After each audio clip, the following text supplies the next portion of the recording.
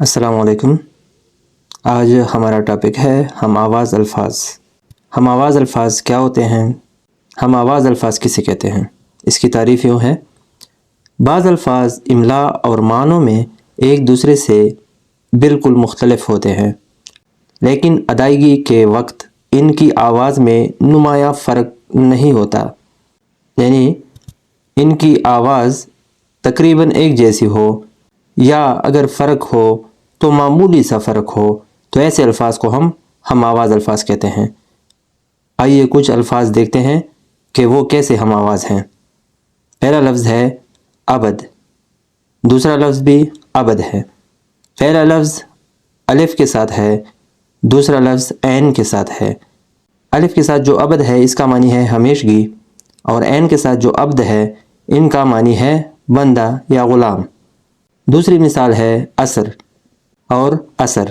ایک اثر الف کے ساتھ ہے اور سے کے ساتھ ہے، دوسرا اثر عین کے ساتھ ہے، صاد کے ساتھ ہے۔ الف کے ساتھ جو اثر ہے اس کا معنی ہے نشان یا نتیجہ، اور عین کے ساتھ جو اثر ہے اس کا معنی ہے زمانہ۔ تیسری مثال ہے اسم اور اسم۔ ایک اسم سے کے ساتھ ہے، دوسرا اسم سین کے ساتھ ہے۔ سے کے ساتھ جو اسم ہے اس کا معنی ہے گناہ، اور سین کے ساتھ جو اسم ہے اس کا معنی ہے نام۔ چوتھی مثال ہے عاجل اور عاجل۔ ایک عاجل عین کے ساتھ ہے اور ایک عاجل الف مد آ کے ساتھ ہے، تو پڑھنے میں تقریباً ایک جیسے ہے۔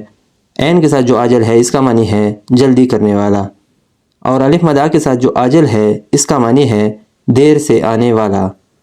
پانچویں مثال ہے احتراز اور اعتراض۔ تو پڑھنے میں تقریباً سیم ہے۔ ایک احتراز ہے کے ساتھ ہے تو ہے کی آواز آئے گی، ایک اعتراض عین کے ساتھ ہے تو اس میں عین کی آواز آئے گی، یعنی تقریباً ملتی جلتی آواز ہے۔ تو ہے کے ساتھ جو احتراز ہے اس کا معنی ہے پرہیز کرنا، اور عین کے ساتھ جو اعتراض ہے اس کا معنی ہے عیب نکالنا۔ اس طرح چھٹی مثال کو دیکھ لیجئے، عرض اور عرض۔ ایک عرض الف کے ساتھ ہے اور ایک عرض عین کے ساتھ ہے۔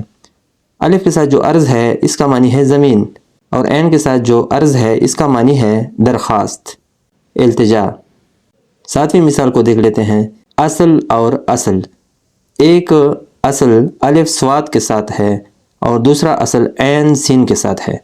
الف صاد کے ساتھ جو اصل ہے اس کا معنی ہے جڑ یا نسب، اور عین کے ساتھ جو اصل ہے اس کا معنی ہے شہد۔ آٹھویں مثال کو دیکھ لیتے ہیں، عقل اور عقل۔ ایک عقل الف کاف کے ساتھ ہے، یعنی جسے ہم کاف کشش کہتے ہیں، اور ایک عقل عین اور کاف کے ساتھ ہے، یعنی دو نقطہ کاف جسے ہم کہتے ہیں۔ تو الف کاف کشش کے ساتھ جو عقل ہے اس کا معنی ہے کانا یا غذا، اور دوسرا عقل جو عین اور دو نقطہ کاف کے ساتھ ہے اس کا معنی ہے دانائی یا سمجھ۔ امید ہے سمجھ آ گئی ہوگی۔ اس طرح کی مزید ویڈیوز کے لیے میرے چینل کو دیکھتے رہیے۔ شکریہ۔